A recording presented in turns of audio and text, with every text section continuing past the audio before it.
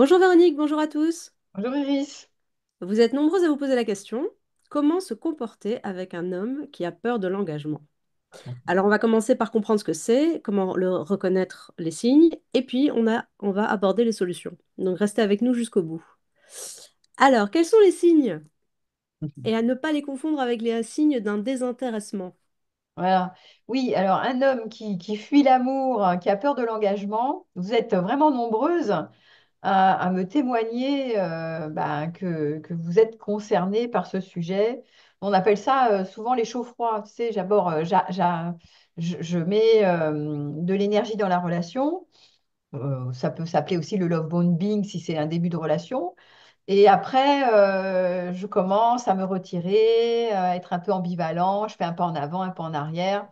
Donc, du coup, c'est instable et ça provoque en général chez nous, les femmes, une envie de courir derrière, une envie de capter, si tu veux, oui, de capter, parce qu'il y a un côté toujours, c'est pas rassurant, mais c'est un côté attractif. Parce que on se dit, mais il y a quelque chose de mystérieux. Si j'arrive à le choper, alors à ce moment-là, je vais peut-être encore avoir des moments encore plus merveilleux que le peu que j'ai découvert. Et si il fuit comme ça un peu et qu'il me donne du bon par ailleurs, c'est que si j'avais tout le bon, ça serait extraordinaire. Tu vois, un truc comme ça. Ce qui fait que c'est pas rassurant, mais très attractif. C'est inaccessible. Voilà, inaccessible étoile est toujours très demandée. Alors justement, tu as identifié 5 grands profils d'hommes amoureux, on commence à les connaître dans tes travaux. Lequel ou lesquels tu dirais est le plus enclin à développer une peur de l'engagement chez les hommes? Et pourquoi? Ben, on a le clivé notamment, parce que le clivé, je vous rappelle, hein, je rappelle quand même, c'est celui qui met le sexe d'un côté et le cœur de l'autre. Et puis, il y a une difficulté à aller dans l'intimité, c'est-à-dire vraiment parler en toute honnêteté de sa vulnérabilité, de ses paysages intérieurs, de ce qui est, ouais, presque avec la pudeur, quoi. Il y a une pudeur à se dévoiler chez le clivé, homme ou femme, hein, mais là, on est sur les problématiques d'hommes qui ne veulent pas s'engager ou qui ont peur de l'engagement. Donc, en général, ils montrent des choses d'eux-mêmes, de leur sensibilité. Ça ne veut pas dire qu'ils ne montrent pas, mais à petite dose. Et puis, ça ferme, en fait, hein. Ça ouvre et ça ferme. Et du coup, c'est de nouveau très attractif parce qu'on a l'impression qu'on a des petits bouts, des petites miettes de lui qui dévoilent. Et puis après, il y a quand même des secrets de polichinelle, tu vois, sur le côté. À un moment, secret de polichinelle, c'est d'un coup, vous savez pas, il fait des secrets, quoi, pour, pour pas grand-chose, tu vois. Et du coup, ce profil-là, qui n'arrive pas à se dévoiler, c'est parce que c'est vraiment la difficulté de la vulnérabilité. Si je dévoile tout, je vais perdre l'autre. Donc, je suis clivée, ou je suis dans le romantisme, ou je suis dans le cœur, ou je suis dans le sexe, mais c'est difficile de mettre les deux conjugués, parce à ce moment-là, je donne tout à voir, et là, je risque cher, nous dit le clivé. Évidemment, c'est des mécaniques inconscientes. Et ça en met souvent assez plein la vue. C'est des personnes qui sont assez brillantes dans leur domaine. Brillantes, c'est-à-dire qu'elles sont attractives dans leur domaine et le domaine qui vous plaît à vous, mesdames. C'est pas le domaine de tout le monde. C'est si par exemple vous aimez les artistes, et ben voilà, vous aurez un artiste qui va pour vous être au top, quoi. Si vous aimez les chefs d'entreprise, vous aurez un chef d'entreprise charismatique, etc., etc. Donc, ça va répondre à vos critères, en fait. Hein, les clivés savent très bien répondre aux critères attendus chez les femmes si c'est un homme. Et du coup, bah, ça donne cette difficulté à mettre des limites ensuite à quelqu'un qui fait chaud-froid, voilà, qui a un attachement plutôt ambivalent. Parce que je rappelle qu'une chose quand même, il faut Hmm. pas leur en vouloir. Parce qu'il y a une part, chez le clivé notamment, hein, il y a une part qui aspire à la connexion, comme nous tous, et il y a une part qui a peur. C'est pour ça qu'il ne se dévoile pas, ou qui fuit, qui donne le cœur euh, et pas le sexe, ou le sexe et pas le cœur, parce qu'il y a de la fuite en fait. J'ai peur de tout donner parce que j'ai peur de prendre cher en amour, je vais trop souffrir. D'accord. Donc c'est pour ça que c'est des mécaniques comme ça pas conscientes, et même quand elles sont rendues conscientes, moi j'ai vu certaines personnes qui savaient qu'elles fonctionnaient comme ça, elles avaient beaucoup de mal à changer ça. C'est vraiment des systèmes qui sont mis en place et qui sont tellement inscrits dans le formatage qui voilà, c'est très dangereux, c'est dangereux de se mettre à nu, voilà, de tout donner, quoi. Que je préfère, sans le vouloir vraiment, sans être volontaire, mettre un peu, pas tôt, un pas en avant, un pas en arrière. Voilà. C'est compliqué. Alors justement, tu parles de ça. Est-ce que tu as déjà observé des schémas familiaux ou transgénérationnels qui perpétuent la peur de l'engagement chez les hommes? Est-ce Il y en a qu'il plein. existe un héritage inconscient, quelque Il chose? peut y avoir beaucoup de facteurs qui déclenchent ça.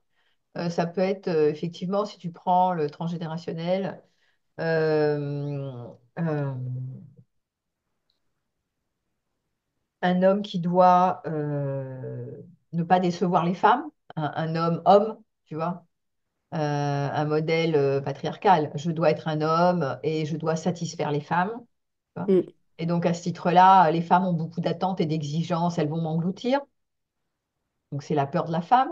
Ça peut être, j'ai une mère qui Mm. était, je sais pas, une mère en tant qu'homme qui était... il peut y avoir des mères incestuelles, mais c'est rare, mais ça arrive, ou des mères étouffantes, ou, sans le vouloir, hein, des mères surprotectrices, des mères voilà, ouais, qui laissent pas l'enfant se déployer, l'enfant garçon. Et donc la femme est dangereuse, la femme avec un grand F. Elle va l'engloutir, elle va l'intruser, elle va attendre, elle va exiger. Ça peut être une mère tyrannique, une mère dictatoriale.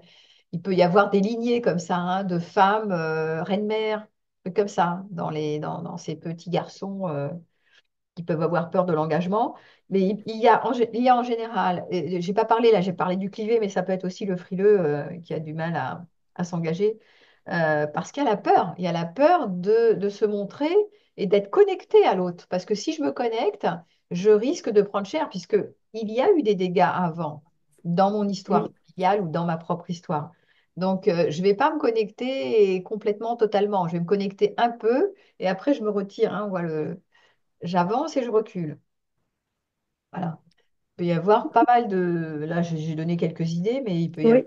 beaucoup d'autres circonstances qui créent que l'enfant garçon qui va devenir un adulte, un homme, va avoir peur de la femme, du féminin en général, pas de cette femme-là que vous êtes vous, mais du féminin avec un grand F.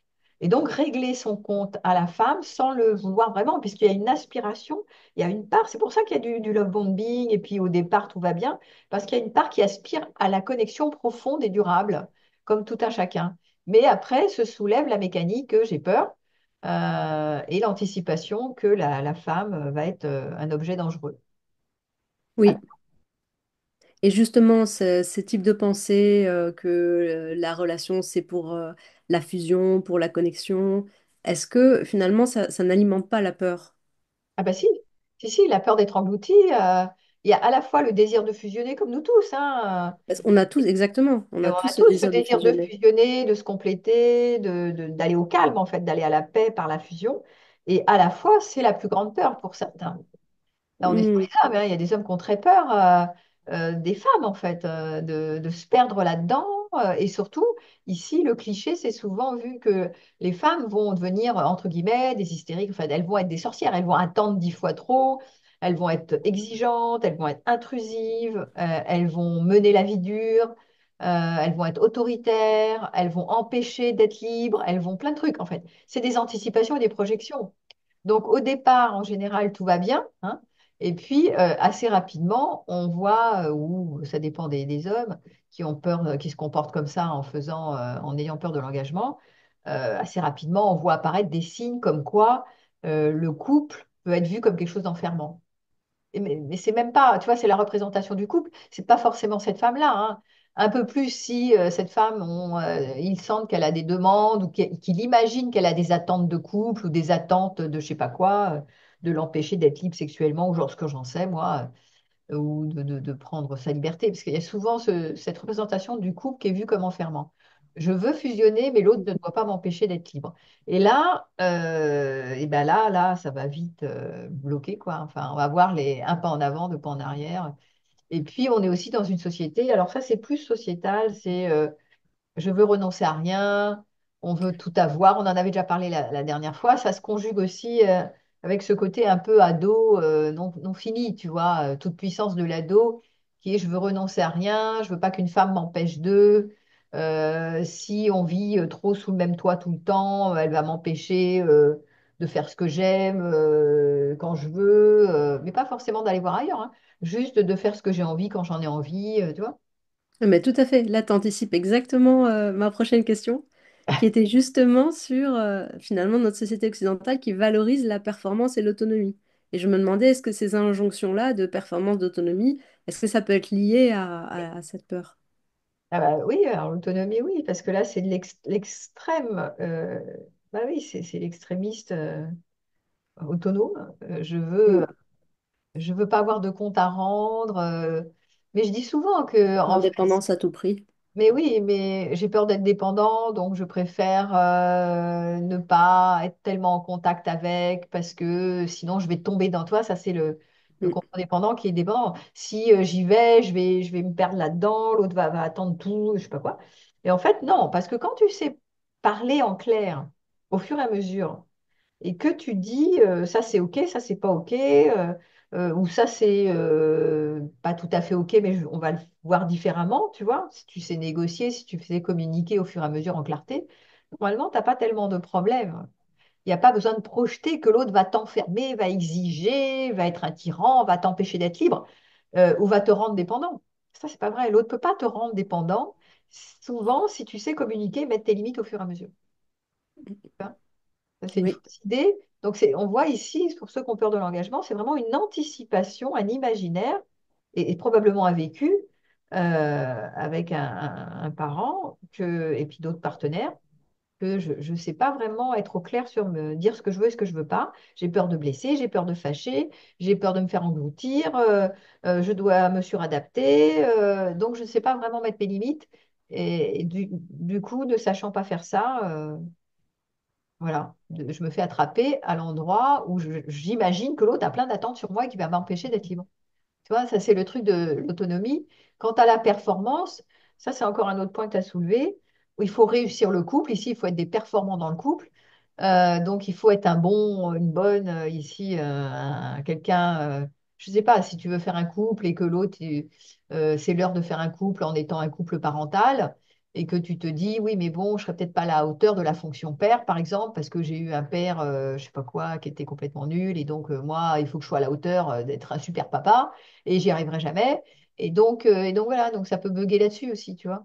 Dans les injonctions de Mhm. performance, ça peut être la fonction père ou la fonction mari. Je ne serais pas en général, c'est pas tellement, je serais pas, oui, si, ça, je serais pas un assez bon mari dans le sens, tu vois, de la fiabilité, de satisfaire la femme, de pouvoir satisfaire une femme, notamment si en tant que petit garçon, j'ai eu une mère qui était jamais satisfaite du père, qui était toujours en train de râler, d'être victime, etc. Voilà. Donc du coup, bah, j'ai vu ma maman souffrir et moi, je vais être à la hauteur en tant que garçon plus tard vis-à-vis des femmes. Et je me trouve jamais assez à la hauteur. Là, on est sur le problématique de la performance, hein. Est-ce que tu as vu des différences dans les différentes cultures? Est-ce qu'il y a une culture ou l'autre où tu as trouvé plus d'hommes qui avaient peur de l'engagement? Ou ça n'a rien, ou finalement pas? En Occident, oui, on a plus, je pense que dans les cultures traditionnelles, ils se posent moins de questions, hein. Ils sont Mhm. dans le patriarcat, c'est il faut faire famille, il faut que l'homme tienne le rôle de chef de famille, et la femme, c'est genré. La femme a son rôle de mère de famille et de je sais pas quoi, de tenir la maison. L'homme, il a ce rôle-là. Il y a encore la religion qui est derrière. Et donc, on ne se pose pas 50 millions de questions. Si Ou j'ai dans peur, le tant monde pis. occupé. J'y vais quand même. Hein. Et si j'ai peur, tant pis. J'y vais quand même. Ben, c'est-à-dire que là, massivement, on va pas tellement demander à l'homme en construction s'il a peur ou pas peur. Il doit se Mm. conduire ainsi. S'il veut être un homme, il doit se conduire comme les autres de son clan. On va pas commencer à se tortiller si tu as le droit, pas le droit. Voilà, on t'a éduqué comme ça. C'est la norme culturelle, on va dire, et familiale. Tu es attendu à cet endroit-là, tu as un devoir hein, de loyauté. Et donc, dans ces cultures-là, ils se posent moins de questions. Et à moi, ici, nous, on se pose des questions parce qu'on est moins dans le devoir et dans la survie. On est écarté quand même des lois religieuses pour la plupart, hein, pas tous. Et puis, on est écarté de la survie. On n'est pas comme dans certains pays en mode survie, donc il faut vite faire des enfants. Donc, il faut retrouver la notion très genrée, chacun dans son rôle et son poste, Mm. et la femme là et l'homme là, quoi. Et puis basta. Tu vois, donc nous, on se pose beaucoup de questions sur l'épanouissement parce qu'on est dans la vie, pas dans la survie. C'est pour ça que nos Oui, cultures sont beaucoup plus ambivalentes avec des problématiques autour de l'engagement. Hommes-femmes, la dernière fois, on voyait femmes, là, on voyait les hommes, et les femmes se plaignent beaucoup que les hommes ont peur de s'engager. Et du coup, elles sont embêtées parce que, elles n'arrivent pas à construire des nids pour, des niches pour leur famille, pour faire des familles. ah oui, Le forcément. temps passe, et voilà. Alors elles bossent, elles sont contentes parce qu'elles bossent sur le tard. Mais après, oh là, je rattrape, c'est l'horloge biologique, hein, hein, où sont les hommes? Et puis les hommes avec bon, parfois ils sont castrés parce qu'ils ont tellement peur des femmes, ils sont comme ça, ils se disent, oh là là, il faut que je sois consentant, il faut que je lui signe une décharge, que je suis consentant. Enfin bon, je sais plus quoi. Donc Ouais. ils ont parfois tellement peur des femmes et du féminin ils sont un peu castrés et ils sont tellement timides et inhibés que bah, du coup, ils sont plus au rendez-vous. Il n'y a personne. Alors eux, ils ont peur de s'engager parce qu'ils ont peur de déplaire à la femme. Ils ont peur, ils mettent la femme sur une position haute et donc ils se mettent en masculin bas et ils ont tellement peur de déplaire qu'ils sont plus là, quoi. Ils sont à moitié là, donc ils sont là tout en n'étant pas là, en étant impressionnés. Alors, ils sont tellement des gentils garçons que du coup, voilà, ils sont pas très, ils sont moins séduisants ceux-là, tu vois. Ils attirent moins Mm. que ceux qui sont plus genrés. Malheureusement, c'est Oui. comme ça. Mais ils peuvent aussi avoir peur de l'engagement par peur de déplaire au féminin, à une femme qui est Mm. puissante et qui sait ce qu'elle veut, et qui, en général, les femmes aujourd'hui sont assez courageuses parce qu'elles sont autonomes financièrement. Donc souvent, c'est elles qui décident du divorce, hein, qui décident de la rupture. C'est souvent elles qui Mm. partent. Donc on dit souvent que les hommes sont plus lâches, voilà, qu'ils ont du mal à être seuls. Alors bon, c'est pas tous, hein, faut pas généraliser, mais souvent les femmes se plaignent de ça. Et donc, elles se plaignent aussi que les hommes ont peur de l'engagement parce qu'ils sont moins sur le terrain, ils sont moins virils, entre guillemets, ou trop virils. Donc, ils sont paumés, donc ils savent plus, donc ils veulent plus s'engager. Et voilà, donc ils font un pas en avant, trois pas en arrière. Pas tous, hein. C'est Je suis pas en dommage. train de dire que, alors là, ce qui est intéressant dans ce que je décris, c'est que je décris un tableau pas généralisé. Il y a quand même des hommes qui n'ont pas peur du tout de s'engager et qui sont stables et qui n'ont pas de compte à régler avec la femme ou les femmes et qui ne se posent pas 50 millions de questions de société aujourd'hui avec je veux tout, je veux une femme et encore plus et toute la liberté, renoncer à rien. Donc il y a aussi des hommes qui sont tout à fait capables de s'engager, mais là on parle précisément de ceux qui ont peur de l'engagement. Donc Mm. là la question c'était comment on se comporte avec quelqu'un qui a peur de l'engagement. Bah, déjà, il faut comprendre d'où ça vient, hein. Parce que Oui. souvent, les nanas, elles disent mais je suis avec un connard. C'est ce que j'entends. Moi, j'avais une copine il y a 2 minutes, elle me dit le mec, il ne peut pas s'engager. Il me dit il me fait les violons. On a l'air d'être super bien ensemble, machin, tout ça. Et puis, elle l'a rencontré sur les sites. Alors là, on n'a pas parlé des sites de rencontres, mais sur les sites de rencontres, c'est souvent un peu comme ça que ça se passe. C'est un peu tout feu, tout flamme parce que les gens veulent absolument se rencontrer. Ils sont un peu dans l'avidité de se rencontrer, ils savent plus où se rencontrer naturellement, donc ils se rencontrent sur des sites, c'est un peu artificiel, mais bon. Donc au début, ils se font quand même, quand ils matchent, quand ça se plaît, ils font un peu les violons, quoi. Et puis après, Mm. il se peut que et ils ne soient pas au rendez-vous parce qu'ils n'ont pas fini le deuil avec l'ex, parce qu'ils ont peur de la femme, parce que pour plein de raisons, parce que ils traînent des casseroles, comme on l'a vu, ils règlent des comptes au féminin, etc., etc. Donc, et elle me dit, bon, il y en a marre, c'est quoi ces mecs sur les sites, c'est n'importe quoi, ils veulent pas s'engager, tu vois. Bon, Mm. faut trouver la... Justement, parlons maintenant des pistes pour rassurer et les accompagner, ces hommes. Imaginons que maintenant, je suis en train de fréquenter un homme et je voudrais qu'il s'engage. Mais je remarque qu'il a peur. Donc, comment je dois agir? Eh bien, je pense qu'il faut que, justement, tu sois tellement stable. Stable, ça veut dire que tu n'attendes pas. que tu sois libre avec l'engagement. C'est-à-dire que tu n'attendes pas, c'est pas l'heure de te caser, que tu es suffisamment autonome pour prendre les choses avec légèreté. Alors là, sinon, tu le conserves pas, là, hein. Celui-là, ça va être une galère, hein. Tu changes de recrutement et tu prends quelqu'un de stable. Mais si tu es intéressé et attiré par quelqu'un plutôt comme ça, qui fait un pas en avant, trois pas en arrière et qui hésite parce qu'il t'aime, mais en même temps, il veut pas perdre sa Simi, tu as intérêt, toi, à pas attendre beaucoup du couple, hein. Si tu commences à être amoureuse, à courir derrière, à vouloir le capter, à chercher à faire couple et tout, tu vas y perdre des plumes. Par contre, si tu es stable, c'est-à-dire, en fait, tu joues la polarité yang. La polarité yang, c'est-à-dire le masculin, il est vertical et massif. Et le féminin, il virevolte. Il tourne autour du masculin, parce que souvent, c'est plus émotionnel. L'archétype du féminin, c'est émotionnel. Donc, ça fait des hauts et des bas, ça monte, ça redescend, 10 minutes après, il n'y a plus rien. Enfin, bon, voilà. Donc, là, on te demande, en tant que femme, d'être dans ton yang. Tu ne bouges pas d'une oreille, tu es stable.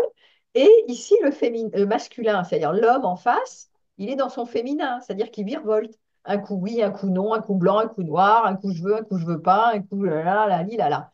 Donc on voit, on est dans les polarités inversées ici, hein. Donc si tu es dans ton yang, tu es stable, tu t'en fous que l'autre il fasse un pas en avant, 10 pas en arrière, 3 pas en avant, etc. Parce que pendant ce temps-là, tu consacres ta vie à ta vie, hein. Tu n'es pas en train d'attendre tout de ces virevoltages. Et puis s'il a envie de se poser avec toi, il se pose avec toi. S'il ne veut pas se poser, il ne se pose pas.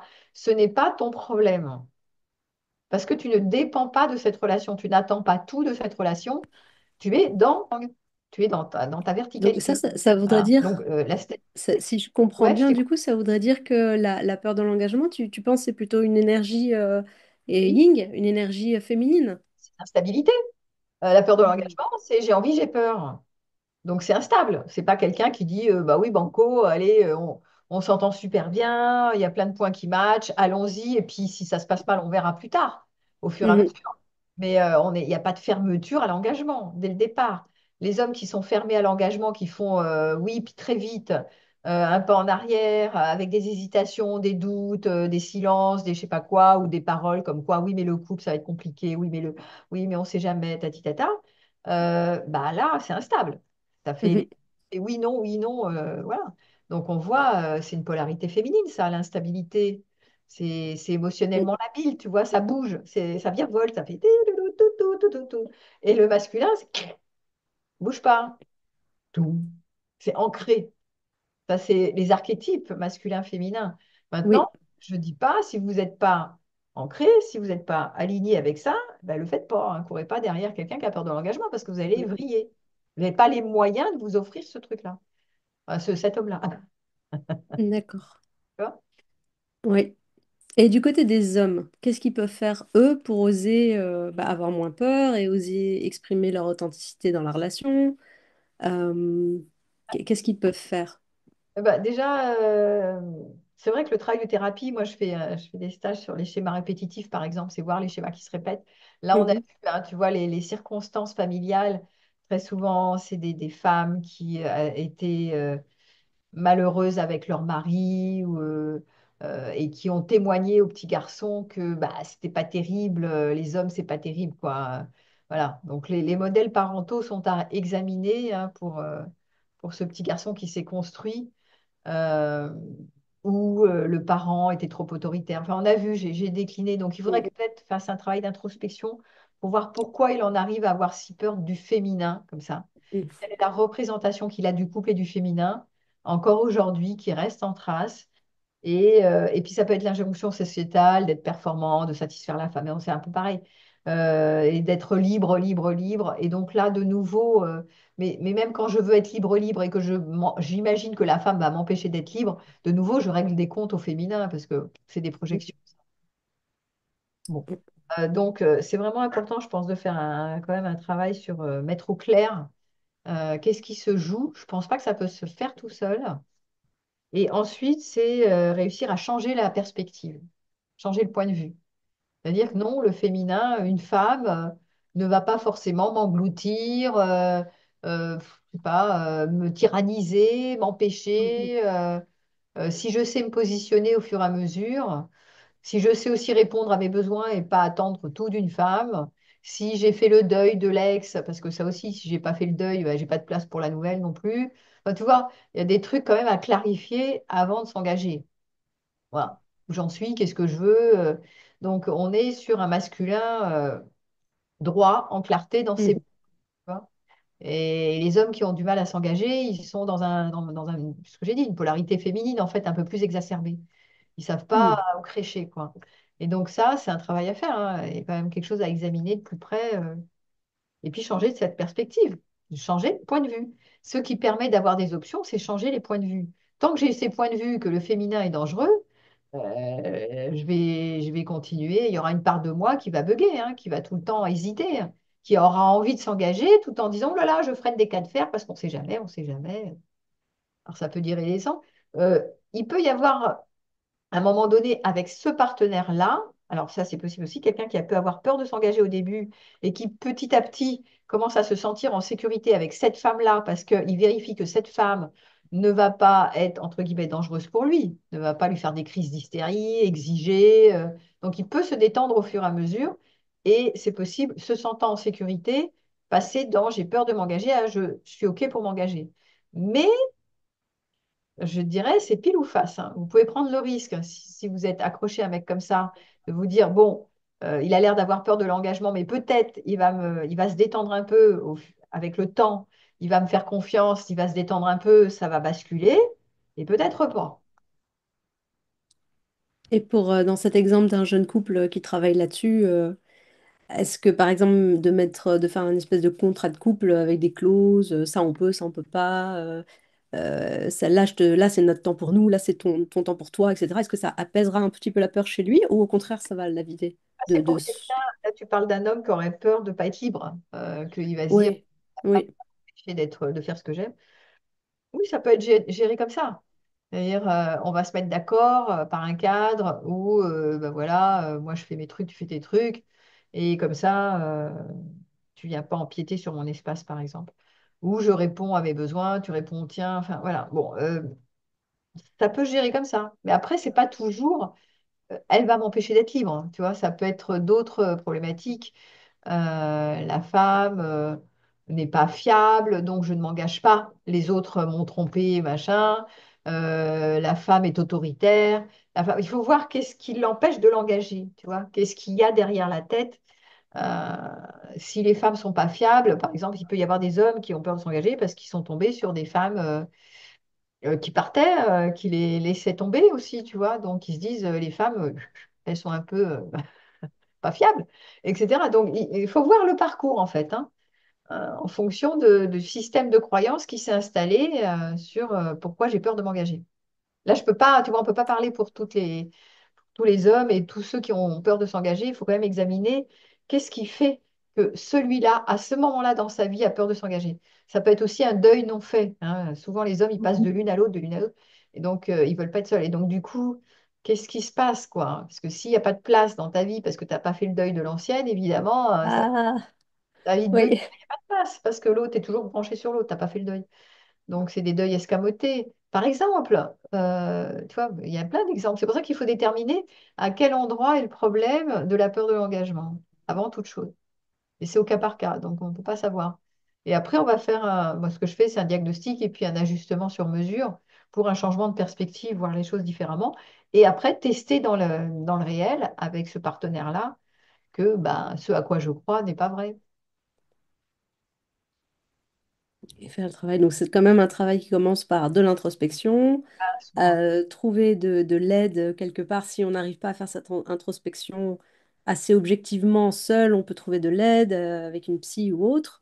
Ouais. Et puis, oui, et puis essayer idéalement de le travailler à l'intérieur, justement, de le mettre en application à l'intérieur d'un flirt, d'un couple, d'un début de couple, quelque chose.